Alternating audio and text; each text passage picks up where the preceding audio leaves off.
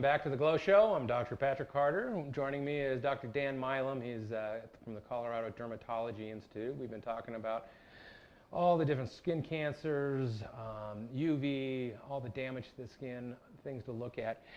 One of the things that I think is important, sort of the ABCs, and I know we've talked about this, and I've stressed it in the past to patients, but why don't you dive in and really go over the ABCs of skin cancers. Sure. And what to look for.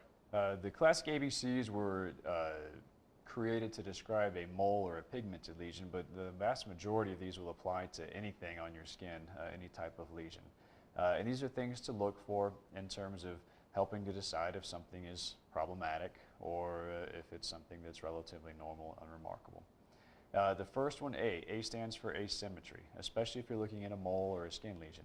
If you draw a line right down the middle or from top and bottom, one half should look like the other half, both in color as well as in shape. The B stands for border. It should usually have smooth, regular borders. It starts to spike out or jut out in one particular part of it, or have a very jagged, irregular border. That's another abnormal characteristic. Especially if it's dark, so right. If it's sort of like this is usually in a pigmented lesion, and so one of the things I've always thought about is it's like an ink drop or even like a felt tip marker if on paper, how it sort of bleeds away from the source. Something like that obviously is very suspicious. Right. The C stands for color. It should be fairly uniform in color. If you start getting dark spots in one portion of it, or lighter spots, or even a ring around it that is abnormal, certainly that should be on your radar and is worth getting evaluated. The D stands for diameter. We don't use that as much anymore as the others, but anything that's enlarging in diameter certainly is very important. Classically, things less than the size of the large end of a ballpoint pen, 5-6 millimeters, were considered reasonable. Anything beyond that, sort of like a pencil eraser. A pencil eraser is a very good ballpark idea, but that doesn't mean that bad things can't happen and be smaller. So we've sort of, it's still there, and if the diameter seems to be changing, that's an important part, but we don't use that as a hard and fast rule. And the last one is probably the most important, and that's the evolution. It should be evolving. Anything changing, anything that didn't used to itch or bother you that now does, anything that used to be one color is now multiple colors, or used to be very circular and now is very irregular in shape or seems to be growing. That's one of the most important features that needs not to be overlooked. Gotcha. Back on the C part and the color, what happens if it's something, I mean, obviously it's evolving, we definitely take a look, but something that just even dark, I mean, really almost like that blackish color, is that automatically throw it into that area of concern? To some degree, it should at least be evaluated. For the most part, all of our moles should have a relatively consistent color. And if you've got 30 or 40 moles on you that are all the basic same shade of brown and one jet black spot, that jet black spot needs to be evaluated because that's not always normal. Gotcha, understand. And then obviously, as you said, the evolution, the changing of it is the big key. So I know I have several moles, one of them, and been there for my whole life. Is it something that's, now obviously if that mole starts changing, then it's obviously it needs to come off. Sure, just because you've had one for 30 years doesn't mean it's good or bad or anything. And a lot of times moles can go bad over time. A very reasonably high percentage of melanomas will arise out of pre-existing moles. Gotcha. So always just keep an eye on it. Once a month, look at yourself in the mirror, see if something's growing or changing. How about the old wives' tale? I was told once that, I don't know if it was medical school well before, but if it has a hair growing through it, it's normal. Is there any validity in that at all? To some degree, often that is true. There's always exceptions in medicine, but that's generally considered a good prognostic sign if there's hair growing out of the mole. Gotcha. It's not disrupting the hair follicle or any of the growth of the hair. Understand. Well, it's interesting with all the different advances. Quickly, within melanoma, I know it's been one on the forefront that mainly there's been a lot of people and some celebrities and that have died from it, secondary to just the aggressive nature on it. What do you see within this last even year to 2 years with some of the chemotherapy agents, as well as what do you see in the near future for some of the treatment options? Well, what they're working on now are newer ways to detect melanoma, even just from a screening purpose. And there are some non-invasive type cameras that they're coming up with. We don't have enough long-term data on those in particular. And that's just for diagnosis, early treatment to get it Right. before it metastasizes, of course. So what we have found and what we do know for sure is we have seen a trend of catching melanoma earlier, which means our survival rates are significantly improving. The morbidity of having it removed is decreasing. So early detection is the key for melanoma. So patient awareness, anything's evolving or changing is very important. Having the physician look at you on an early basis. Don't sit and wait 2 years before you go in and have that mole checked out. Really can make a big difference in early diagnosis if there is a problem. Gotcha. And at any age, of Right, course, and this right. is the big key. And that's one of the things that I guess you probably would agree that no one should die of melanoma. No one should really have melanoma because it's just literally once a year at the normal checkups. Everybody should have no modesty.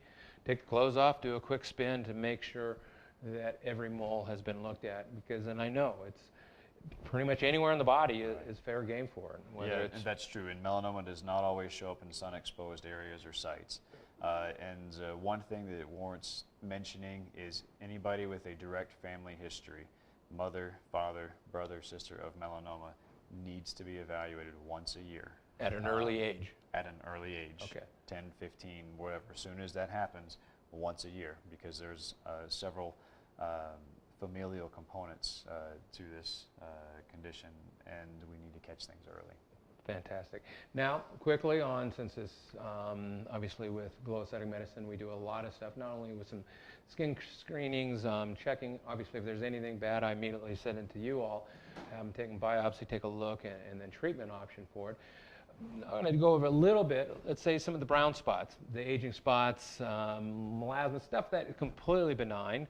Obviously, we do some of the treatment here. What have you been seeing some of the good treatments for those issues?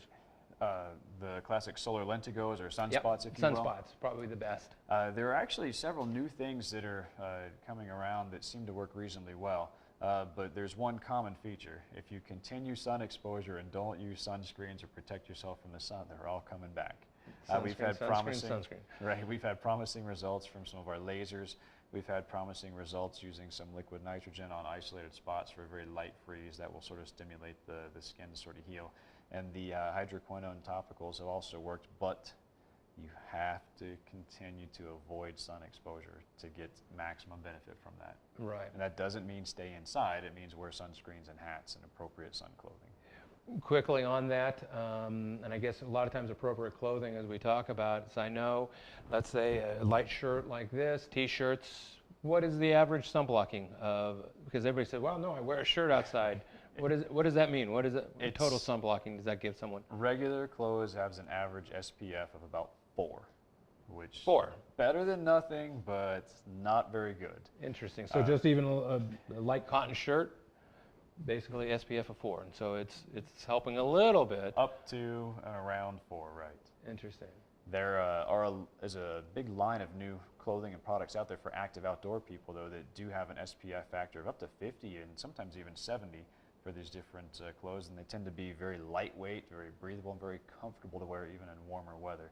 So we've had a lot of patients take interest in those, and that way it still allows them to live their active lifestyle outdoors without as much risk. Much risk for basically doing the damage. And quickly, now, do the sunscreens, let's say putting sunblocks on, titanium, zinc oxide, obviously it's protecting the skin, it's protecting the melanocytes from the UV radiation that's going to cause the cellular damage, which then triggers it into a cancerous cell.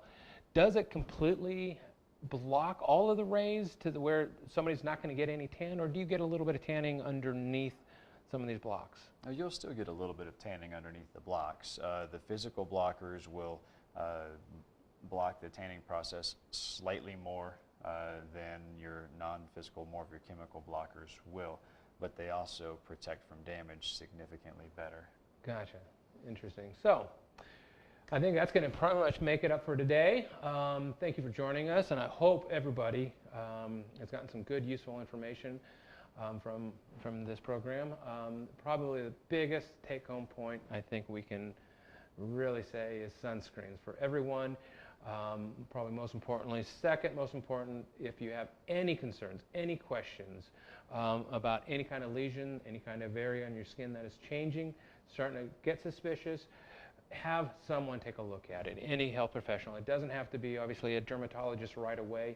I know myself, I've had an extensive experience seeing a lot of them. I can usually tell which ones are looking pretty suspicious that immediately need to get moved on and taken care of. But I think anybody, even primary care, and everyone can really take a look at it and be insistent. As I know a lot of times you'll go to a doctor and they may do the full physical, but they never really look. So one of those things, forget your modesty, take the clothes off and have somebody take a look at you. Thanks for joining us. Next week we'll be back, and I hope you enjoy the show. Thanks.